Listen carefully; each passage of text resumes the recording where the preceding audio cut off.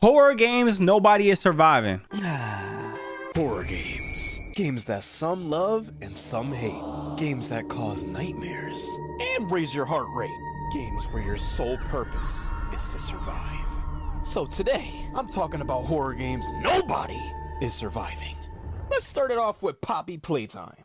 Now, Poppy Playtime is a horror adventure puzzle game. It takes place in an abandoned factory with sentient toy beings. Toys that are alive.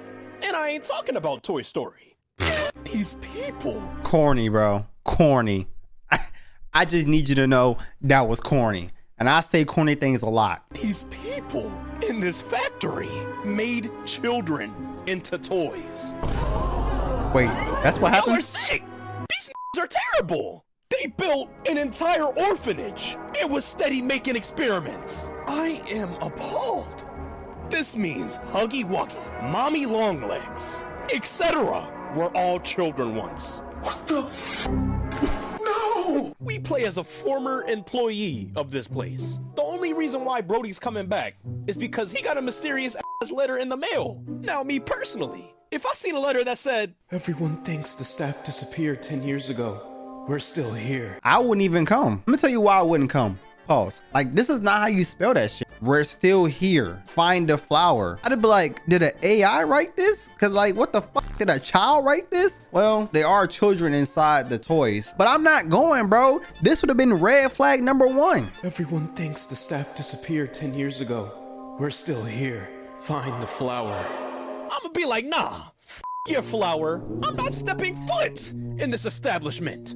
But let's get serious. No, you're not surviving this. Nobody is surviving the chase with Huggy Wuggy. Nobody is surviving the chase with Mommy Longlegs. But he got lucky right here. If she didn't put her hand on the grinder, he would have got grinded up himself. Nobody is surviving from any of these Doughy, the caterpillar, catnap. I haven't even got this far into the game. I played 1 game and that's it. That's all I needed to play to know I would never play that game again. Doughy. What the hell is this? This is the one that catches me off guard. What game is this? I know there's 4 of them motherfuckers. What game is he in? Or she or it? The caterpillar, catnap, Yarnaby, the teacher, them little niggas, Huggy Wuggy again, the f***ing doctor. And don't get me started on the hour of joy. Huh? If you are an employee during that hour, you're dead. The hour of joy is basically all of the toys, all of the experiments rising up and killing everybody in the factory. That's not joyful at all. They talking about the hour of joy. Where the fuck is the joy at? Yeah, you're not surviving that. Just like in the horror characters video. I'm not cooking, I'm booking. Next up, we have Five Nights at Freddy's. Okay. Now, Five Nights at Freddy's is an indie point-and-click horror game where your entire goal is to survive from animatronics that come to life. And might I add, these animatronics are possessed by missing children. Seems to be a common theme right now. Children are inside these toys, these animatronics. It's just kids everywhere, huh? I don't know. Something suspicious going on in Hollywood. That means they're dead. In the first 3 games, we play as a night guard. And our job as the night guard is to make sure everything's good. We make sure the animatronics don't get into the office and cause chaos. No, Wanda. But if they do somehow make it into the office, that's where it gets dark. You see, these animatronics, when they look at you, they think you're a bare endoskeleton without its costume on. So you know what that means. They're gonna stuff you into a suit. So yeah, in terms of the first game, you're not surviving that. With Bonnie and Chica at your doors, Foxy running down the hallway, Freddy at the right, and Golden Freddy. Not to mention the power situation. Yeah, bro, just put the fries in the bag. And it just gets worse each game. In FNAF 2, you go against the toy animatronics and the old ones. To defend yourself, they give you a flashlight and they give you a Freddy head mask. And when you put on that mask, they think you're an animatronic. But the moment you take that off, you dead. But some of them animatronics aren't fooled. Like Foxy. Foxy, you gotta constantly flash him at the end of the hallway. Hey, yo. And then on top of that, you have to make sure the music box is wound up. That's a lot of work. Then the puppet's coming after you. This is why I don't play these games. This seems like a lot of work for a horror game that I don't even want to play. Like, who finds enjoyment on getting scared at night playing games? Games are supposed to be fun, not scary, the fuck. And this is why I watch people play scary games. I'm not playing that shit myself. I promise you I'm not. I'm gonna live all my years on this earth without playing scary games. You might as well open the gates of heaven right now. Yeah, you're not surviving that. Damn. And then to make things even worse, some of these motherfuckers go through the vents. And don't even get me started about FNAF 3. FNAF 3, you go against the Phantom animatronics and Springtrap. Springtrap ain't trying to put you in a suit. He trying to put you in the grave. Mind you, this is the guy that killed those kids and stuffed them into the suits. And might I add, these animatronics are possessed by missing children. That's crazy. Yeah, he's the main culprit. The hell no! To defend yourself, they give you an audio device. You can play the audio in any camera you want, and that draws Springtrap to that area. And when you move to the left, they give you a control panel where you have to reboot ventilation, camera system, and the audio device. If you use the audio device too many times, you gotta reboot. If you're on the cameras for too long, gotta reboot. And when you gotta breathe, you gotta recode that ventilation. This is too much. This is too much work, bro. I'm never in my life playing Five Nights at Freddy's, bro. I probably would have played the first one, but the third one, that's too many instructions. I'm definitely gonna forget all that once I see one monster. And then to end it off, you have vent cameras to see where Springtrap's gonna be. And you can also close doors to seal that man in there. Now, since I explained everything, do you think you can survive this? Hell no, you're not surviving any of these games. Well, dang. I already know I'm not. Animatronics, they're meant to throw you off. They're hallucinations. And then Springtrap, he's literally a killer. He's the purple guy. Kratos said it best. So what do you say? No. You what? But FNAF 4, holy hell, you're not surviving. Out of all the games, this one is easily the most terrifying. In this one, you play as a 5, 6, 7-year-old in a bedroom against the nightmare animatronics. These terrifying behemoths. Hell no, you're not surviving this one. As a 5, 7-year-old doing this? No! And then don't even get me started on sister location. Hell no. Hell no! Next up, we have Fears to Fathom. Okay, so you might be able to survive Fears to Fathom because I heard that those stories are real life stories. People sent those stories into the game's creator and they made it into a game. So if them motherfuckers made it out, then you probably will too. Y'all can't lie and say that don't make sense. That makes a lot of sense, bro. I feel like Fears to Fathom, I could survive, especially the one that's breaking into my house. All you need is a blick, shoot him in the head, and it's over. It's over. It's dead. Dead ball, bro. We have Fears to Fathom. Fears to Fathom is an episodic psychological horror game where each episode unveils a short story narrated by the ones who survived. Mind you, these episodes are based off of real stories. Real! Real. Serious? And so today, we're gonna be talking about Ironbark Lookout. Now, during Ironbark Lookout, you play as this guy named Jack Nelson. He's a fire lookout. Basically somebody situated in an outpost who I'm gonna let you know right now, never in a million years would I ever be in this situation. So yes, I would survive because I definitely would not be on no Ironbark Lookout or whatever the f they said. Hey, all I know is me personally, I'm never doing a job like this. This shit is dead as fuck. I don't care how bad I'm struggling, bro. I'm not being in the wilderness overnight looking for fires. That shit is ass. basically somebody situated in an outpost who reports on wildfires. He's transferred to a new outpost in Ironbark State Park, but he can't shake the feeling something's up. Something's off. We start the game with Buddy driving in his RV. He's like, I'm hungry, and stops by a local diner. And while he's at the diner, he starts talking to some of the locals. The locals start bringing up news about 3 missing kids. Hikers, tourists, all going missing.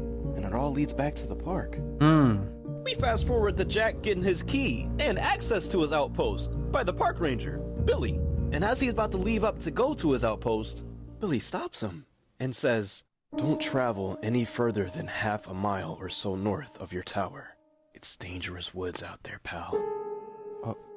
Okay. And that's all I needed to hear to quit the job. Because why would you tell me that on my first day? Like, I respect you telling me so I can know, but that's all I need to know for me to quit the next second. I'm like, huh? What you mean by that? What's out there? And then if he say something I don't like, it's over. I'm quitting, resigning right then and there. We fast forward to Jack settling in. He hops on his computer and watches an introduction video to The the Vice park. City He instrumental. finds out What you know about that? The Vice City instrumental about eggs. Oh, RIP to my goat, bro. Why would you do that? Oh, damn, bro. Okay. Got it. We fast forward to Jack settling in. He hops on his computer and watches an introduction video to the park. He finds out exactly what he has to do and gets to work. He gets the wood, takes the wind readings, and inputs the data to the form. Ain't that swell? Then Buddy calls it a night. He got the job finished. Fast forward to night 2. Buddy is out looking at the beautiful view, just taking it in. But this next moment is where everything starts turning left. Buddy looks left and sees white smoke in the distance. White smoke, that means campers are out there. They not supposed to be out there. And then to make things even worse, that's out north. Remember what Billy said? Don't go north. Don't travel any further than half a mile or so north of your tower. It's dangerous woods out there, pal. He said that. But guess what? You have to. You gotta put out the fire. So we fast forward to Jack walking the path. If he told me not to do it, why do I have to do it? He gave me specific instructions not to do it. I don't care if my job's on the line. Buddy said, do not go north. I'm not going north. My supervisor gonna have to fire me. Like, I'm not doing it. I don't care. Like, I don't care if the whole forest burned down. I'm not going north. We worry about it when it gets closer to me. The sun's all the way out now, which just makes everything worse. Bad enough, Buddy, in the wilderness, but the wilderness in the dark? Oh, hell no! We are not Coyote Peterson. Hell no! No brave wilderness. Jack follows the smoke trail into an empty campsite. Desolate. Abandoned. Everyone out of sight. No Psylocke. The only presence felt is a subtle whistle in the distance. A strange whistle. I would have peed myself. But Jack doesn't pay any mind. Why would Picks you up not? a pot, Why is it getting fills it louder? with water, and puts out that fire. And he travels back to his outpost. I would have ran And back. heads to bed. Jack wakes up 2 a.m. He looks up and sees a figure in his window. No. He gets up to look, but right when Jack looks at the window, the figure ducks. He turns on the light and sits back in pure terror. He finally builds the courage to open the door. And what he sees next, nobody would have thought. He opens the door to see a bull skull and candles lit. Oh, hell no! And what makes this even more terrifying is that a week later, he's out looking with his binoculars.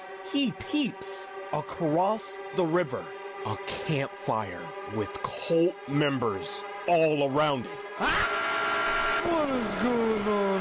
I'm packing my shit and I'm going home. Chat, y'all can call me whatever the y'all want to call me. I am going home. They look like KKK members. I am black. I don't know if y'all can tell, but I am dark skinned. You know what I'm saying? I'm melanated. I'm carrying my ass.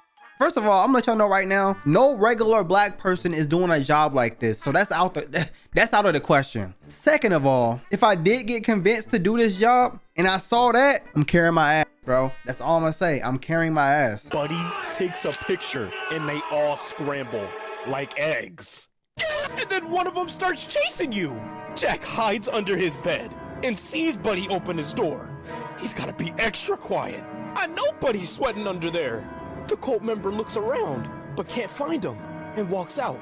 After a minute, Jack gets up, opens the door, and makes a run for it. Buddy runs and gets to his RV. And that is the end of Ironbark Lookout. Yeah, hell no, you're not surviving that. Damn. Unless can you have survive that. experience with nature, and you are a lookout. You're not surviving this. First of all, Jack had no firearm, no weapon, no nothing. Not even a pocket knife. Me personally, I would have had the buck, and I ain't talking about $1. Jack got extra lucky, hiding under the bed, but he didn't check the bed. And then the running down the stairs. I would have fell down like the stormtrooper. No cap. No cap. Safe to say you're not surviving that. Lastly, let's talk about Amanda the Adventurer. Now, Amanda the I truly have no idea what this game is about. Like, I've seen people play it, but all I know is it's like a horror version of Dora the Explorer. That's all I know. Like, I have no idea what happened to the girl. I don't know why she's so weird. I have no idea why this character might be dead. If I just spoiled you, I'm sorry. Watch somebody play it, I guess. This game is literally the most confusing thing I've ever seen in my life. Let's talk about Amanda the Adventurer. Now, Amanda the Adventurer is a puzzle horror game where you play as Riley Park, a woman who gets swept up in the mystery revolving the show, Amanda the Adventurer. Think of Dora, but black, and Boots as a lamb, mixed in with the ring. Hell no, hell no! That's basically the game. You collect old VHS tapes of different episodes of the show, and it starts out holly and jolly. However, the more you dig deep into these tapes, the more twisted and dark they get. Like that one time, in one of the episodes, they had a whole blick laying in the grass. What the and fuck? a knife. And don't get me started on the dead fox. Hell, she even tried to kill her sidekick in one of the episodes. No, girl, absolutely not. And then in another tape, it shows a kid watching the show. And then moments later, she goes missing. She disappeared. No Sue Storm. The front door wide open. Yeah, these tapes are no joke. And then on top of that, you have to find clues. Like, nah, this ain't no Blue's Clues. You gotta be a real detective in this shit. Not to mention, finding different clues leads to different endings. Ain't nobody got time for that. So short answer, no, you're not surviving this. Unless you're a detective, a real detective. No Joe. What? But if you gotta What? fight against the bad ending version of Amanda, this thing, unless you got the That's Amanda? What the fudge? Nah. How did she turn into this? She's evil. The devil possessed her or something, because what just happened? What? How did that little black girl turn into this shit? An Enderman. thing, unless you got the buck, you not doing nothing. She fast as shit. Wow. I sincerely hope you enjoyed this video. I If you want me did. to make another video like this or a part 2, let me know in the comments. Yeah, You y'all. better answer. Let them know in the comments below, man. Let him know. That was a fire video. I definitely like his style of videos. And if you did enjoy my reaction, hit that like button, subscribe, turn that bell. I'll see you guys in the next one. Peace. Thanks for watching.